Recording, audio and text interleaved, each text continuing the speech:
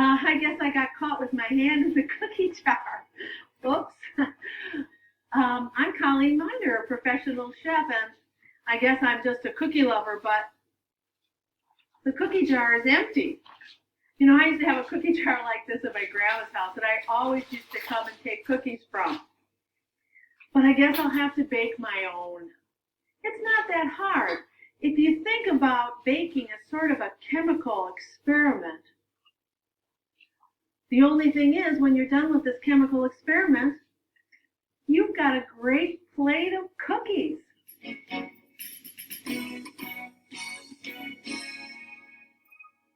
Okay, now we're in the lab and I want to talk about the chemicals we're going to use for our cookie experiment. They're flour. That's going to be our base. And there's sugar.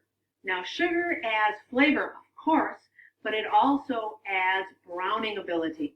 Then we have leavening agents, baking soda, baking powder, sometimes both. This is going to give the poof to some of those cookies we see. We're also going to add a fat like butter or margarine or lard or oil.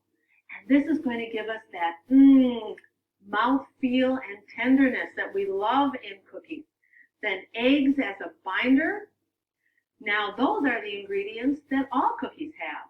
But what makes one cookie different from another? That's the flavoring agent. It can be chocolate chips, vanilla, nuts, or spice. Now we're ready with our ingredients for our experiment in making cookies.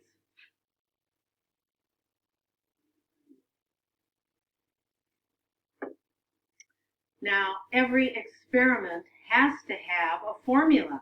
And the formula for our experiment for cookies, I find in a recipe book. It's very important to read the entire recipe before you get started. So you know if you have enough time to complete the recipe, you know what the steps are, and most important, you know you have the ingredients on hand. Okay, so I've read my recipe, and I've got all my ingredients out, and now we're going to have to go to the next very important step in this experiment, measuring correctly.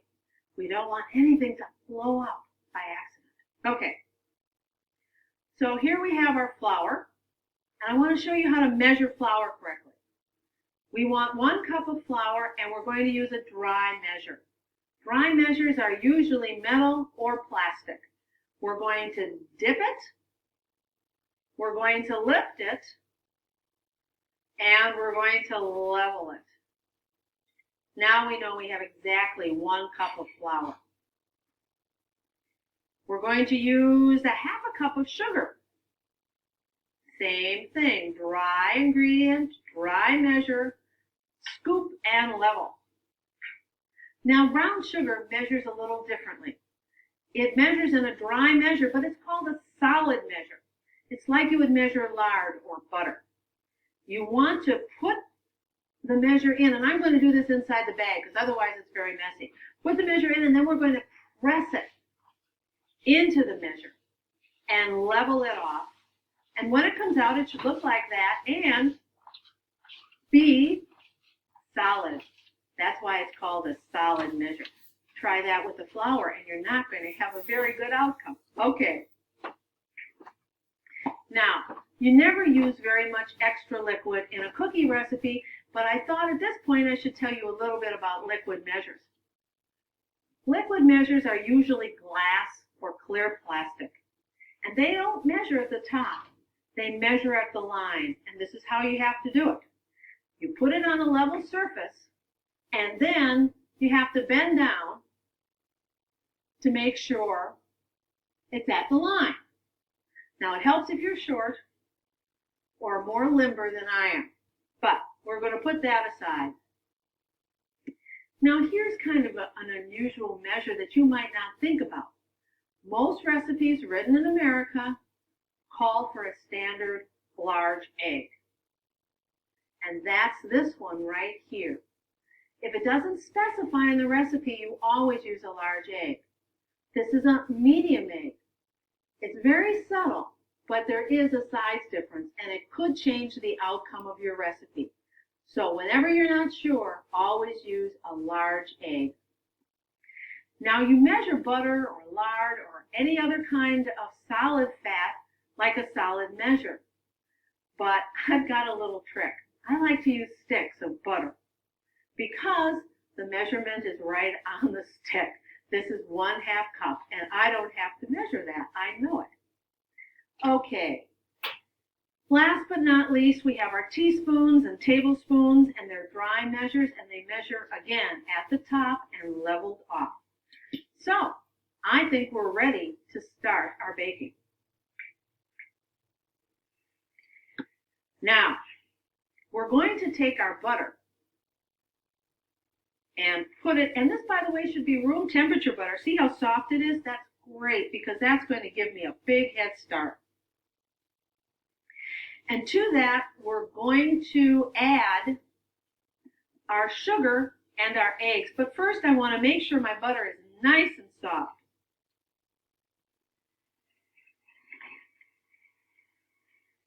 This, by the way, is called creaming. And then the sugars.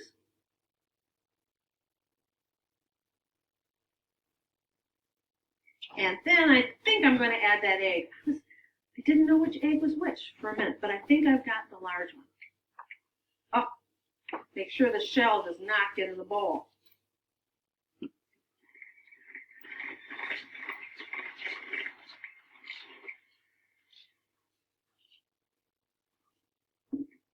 Now the butter, the eggs, and the sugar beautifully creamed.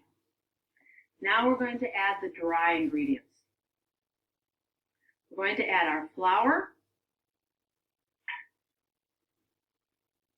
our salt, our baking powder,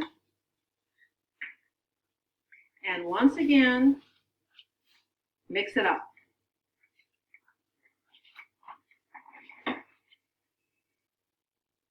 Okay, this is how our dough looks. And now we're going to add the flavoring agents, the vanilla, and where are they? Yes, the chocolate chips.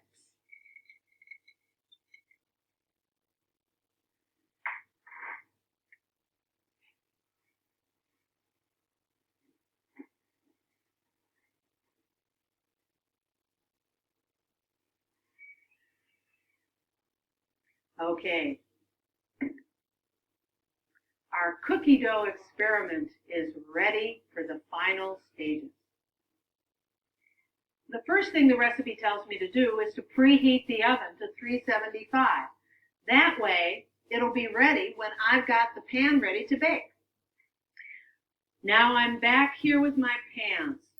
My recipe says an ungreased cookie sheet, and that's what I'm going to use. It's important. Sometimes it calls for greased, sometimes ungreased. Mine says ungreased. Now it's nice if you have a really heavy metal cookie sheet, but if you have one that's a little bit lightweight, you'll get a better result if you take one cookie sheet and put it on top of another. That's as good as a heavy metal cookie sheet any day. Now, my recipe says that I should drop the cookies onto the baking sheet, measuring a couple of teaspoons and keeping them 2 inches apart. That's what I'm going to do. By the way, this is a great tool for making cookies even shaped. It's a cookie scoop, just like a miniature ice cream scoop, and you get an even cookie every time. Is that 2 inches apart? I think so. But if you don't have a cookie scoop, 2 spoons and a good eye will work just as well. You're being careful because if you have a big cookie, it'll take longer to cook than a smaller cookie. That's simple. And you want all of your cookies to cook evenly. Okay, we're going to take our pan and we're going to put it over to our preheated oven. By the way, one thing I didn't mention is before I even turned the oven on, I made sure that the racks were as close to the middle as Into the oven it goes in a middle rack or as close to the middle, and then it's going to bake. While my cookies are baking for about 8 to 10 minutes, we have to talk a little bit about nutrition. Now, as you can tell from the amount of fat and sugar in our cookie, they're at the top of the pyramid, of the food pyramid. That means they're an occasional treat and we love them. But actually, we can make them more nutritious.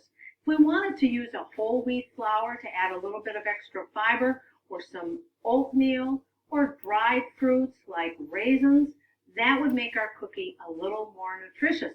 Always good to know.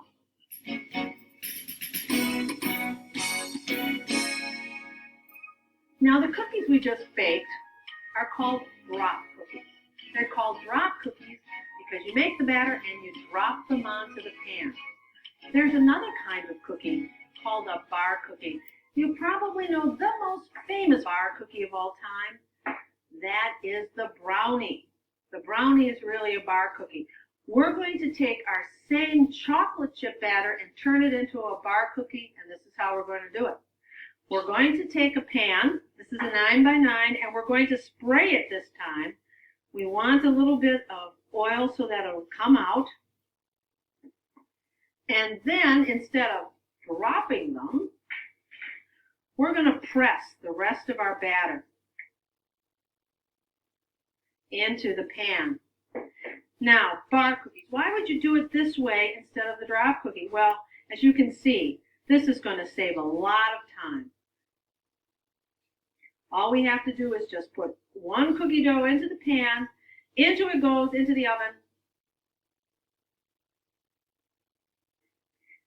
and we saved ourselves a lot of time and energy. Well, my cookies are done. You see that they're almost the same size. How can you tell if they're done? When you push them and they stay dented. One of the big problems is overcooking them. Now we're going to put them onto a rack so they can cool.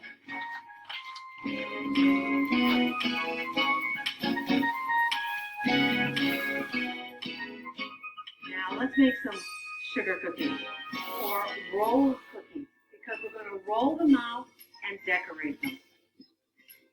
Again, we're going to start with our principles. We're going to take our butter. And room temperature butter is terrific. Saves you a lot of time. And our sugar.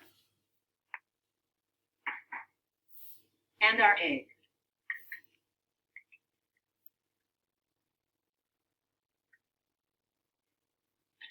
Now a handy mixer. And then the rest of our ingredients. This one does call for a little bit of milk, about 2 tablespoons, some vanilla. Of course, we have about, let me see on my recipe here, about 2 teaspoons of baking powder and about 2 cups of all-purpose flour. Now, I'm going to mix this up a little bit before I put my mixer on. Other than that, the flour is going to fly all over.